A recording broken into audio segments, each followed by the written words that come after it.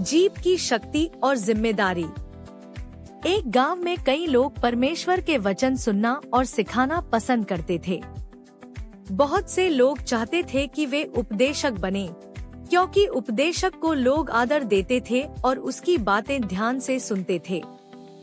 लेकिन प्रेरित याकूब विश्वासियों को चेतावनी देता है, हे मेरे भाइयों, तुम में से बहुत उपदेशक न बने, क्योंकि उपदेशकों का न्याय और भी कठोर होगा।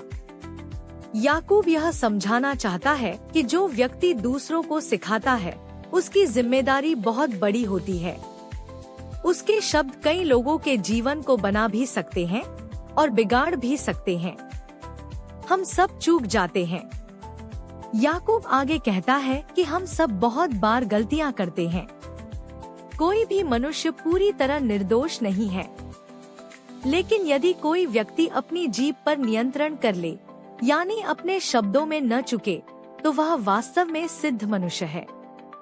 क्योंकि जो अपनी जीभ को वश में रख सकता है, वह अपने पूरे शरीर और जीवन को भी नियंत्रण में रख सकता है। घोड़े की लगाम और जहाज की पतवार। याकूब दो उदाहरण देता है, घोड़ा और लगाम। घोड़ा बहुत शक्तिशाली जानवर होता है, लेकिन उसके मुंह में एक छोटी सी लगाम डालकर मनुष्य उसे जहां चाहे वहां मोड़ सकता है। जहाज और पतवार। जहाज बहुत बड़ा होता है और तेज आंधियों से चलता है, फिर भी एक छोटी सी पतवार उसे नाविक की इच्छा के अनुसार मोड़ देती है। याकूब समझाता है कि जीभ भी वैसी ही है, बहुत छोटी, लेकिन पूरे जीवन की दिशा बदल सकती है। फिर याकूब एक गंभीर चेतावनी देता है।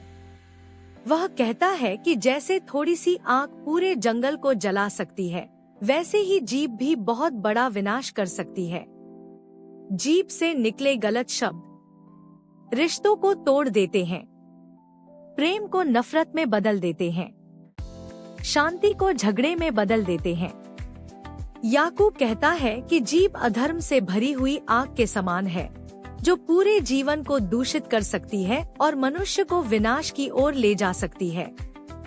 जीभ को वश में करना सबसे कठिन।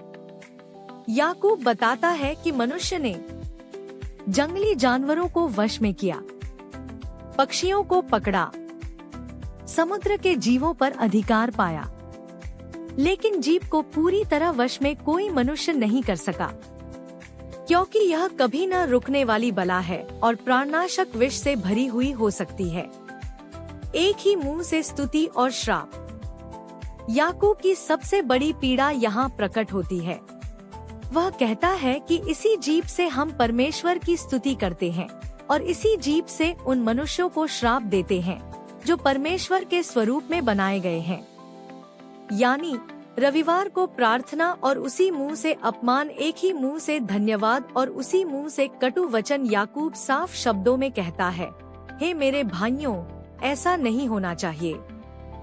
शब्दों में बहुत शक्ति है। जीभ जीवन भी दे सकती है और मृत्यु भी। जो परमेश्वर का है, उसके शब्द भी पवित्र होने चाहिए। सच्ची भक्ति केवल प्रार्थना में नहीं, बल्कि बोलचाल में भी दिखनी चाहिए। यदि हम अपनी जीभ को प्रभु के हाथों में दे दें, तो वही जीभ शांति फैलाएगी, प्रेम बढ़ाएगी, लोगों को चंगा करेगी और परमेश्वर की महिमा करेगी।